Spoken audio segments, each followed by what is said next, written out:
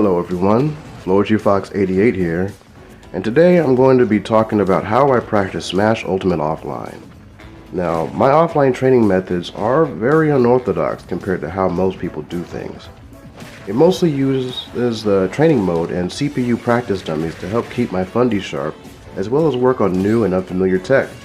Now, I know what most people are going to say, but Felix, you can't replace real battle experience with CPUs. You see, that's not exactly what I'm doing. Allow me to further explain.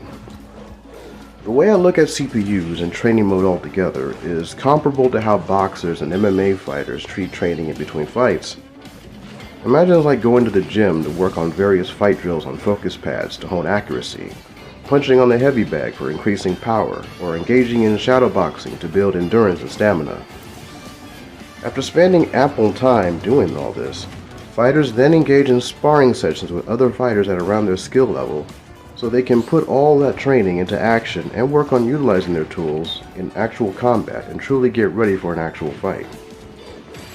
If you look at this through this lens, it becomes easier to utilize CPUs in a much more productive and beneficial manner, and truly reap the benefits of this offline practice option. Some may also ask, Felix, why do you even practice with CPUs in the first place? Don't you have anyone else you can play with offline or even have access to online play? These are actually very fair questions, and I've been asked them over the course of the few years ago. But the simple answer is this, and I know a lot of you will relate to it. The biggest reason why I mostly utilize CPUs when I practice is because, well, to put it plainly, online Smash sucks. It's horrible. I mean, the biggest part of what makes online Smash so awful is its inconsistency regarding input delay and straight up lag that always seems to affect most games on Elite Smash and even online arena battles. And unfortunately, I honestly don't have anyone that I can play with regularly offline either.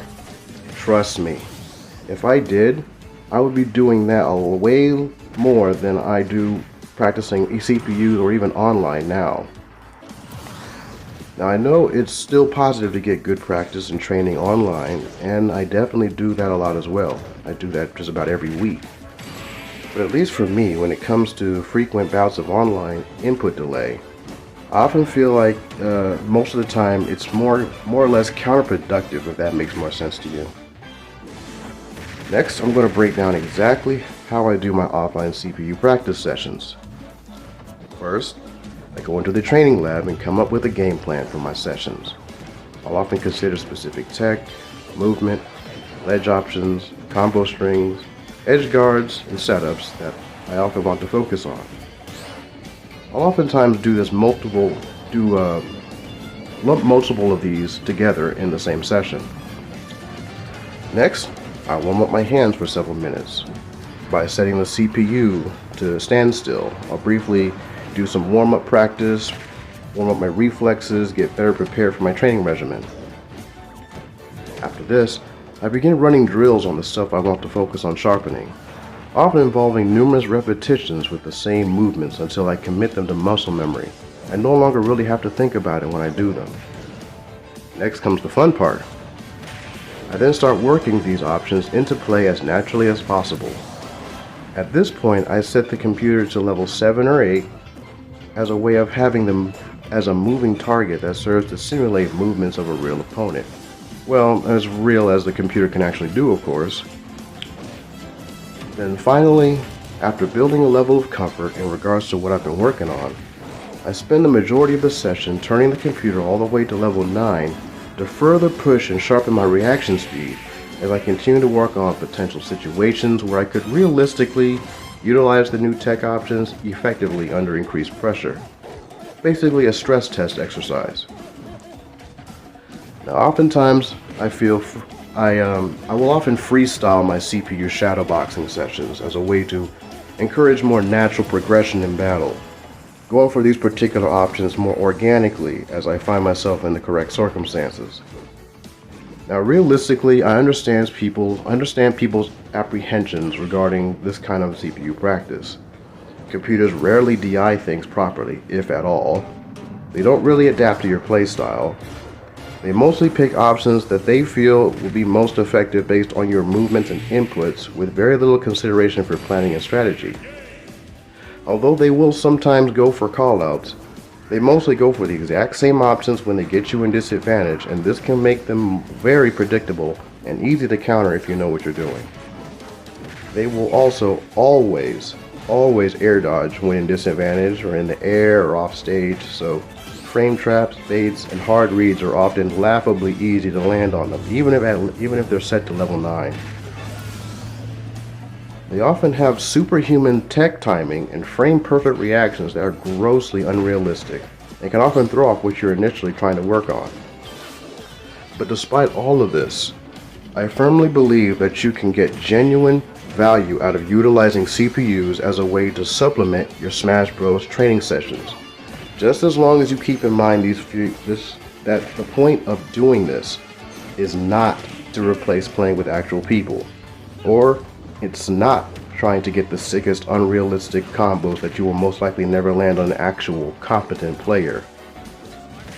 It is to be treated like how a fighter goes into the gym and runs drills and endurance training as a way to prepare themselves for a battle. Also, I feel I must stress this last point. Along with CPU practice, it is imperative that you spend ample time playing sets and friendlies with actual people online and offline if possible, because like I mentioned before, there are just some things that you will never get from a computer that you can get from another human being. You will improve your adaptation, you will fine-tune your habits, you'll develop vital awareness that is an absolute must if you truly hope to improve as a player. Again, going back to the boxing analogy, along with the gym workouts, fighters often engage in rigorous sparring sessions with fellow boxers to help them hone their combat experience. The same principle applies to Smash in regards to running friendlies with human players, just as long as they are slightly or above your skill level.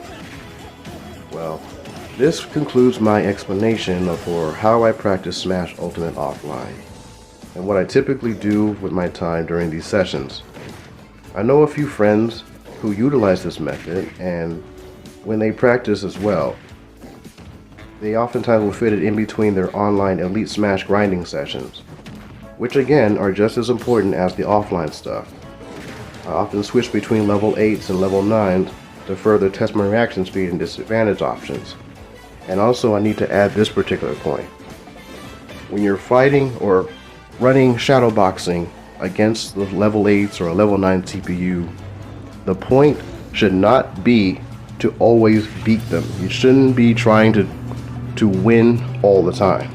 The point of these offline sessions with the CPU is to sharpen certain things you need to work on. If you lose, you lose. You're not trying to always win. And so I hope you enjoyed this video, and if you did, please make sure to hit that thumbs up button, as it greatly helps out these videos, along with leaving a comment.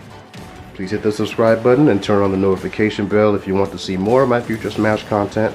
And until next time, I hope you all have a wonderful day and stay safe.